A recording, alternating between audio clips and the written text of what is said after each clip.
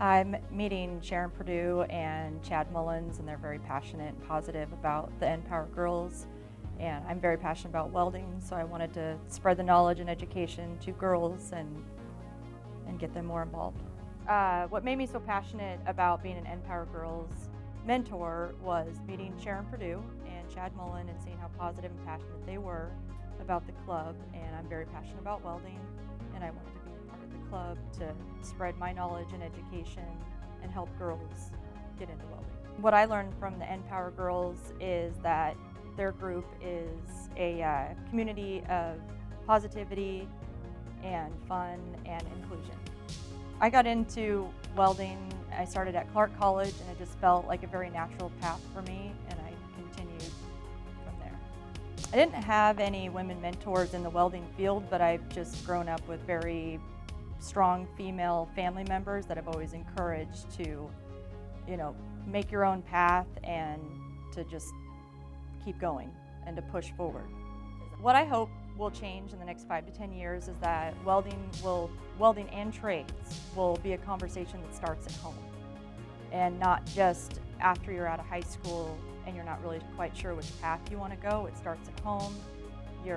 It's not just for boys, it's also for girls, and you learn about every trade, and it continues to be successful and be equal for both men and women.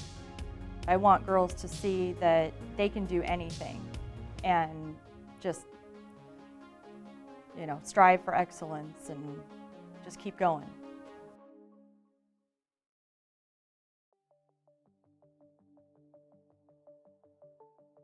Working with ES12 has been nothing but a positive experience. They're community, positivity, they're all-inclusive, they're fun, they're happy people, they're just very easy to be around. It's been enjoyable.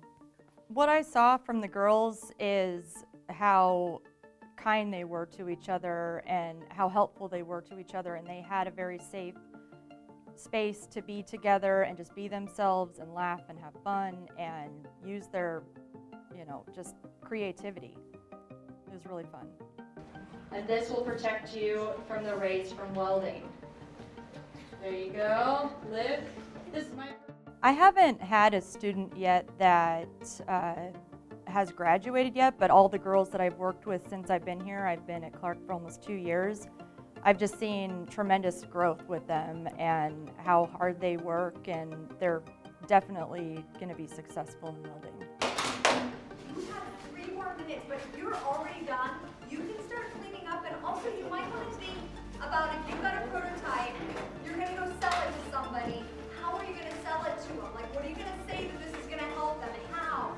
So we started out with the girls watching a video of myself and other women in our program welding, and then they got to make some PPE out of all sorts of different arts and crafts materials that the wonderful teachers at Hawkinson provided for them, and snacks,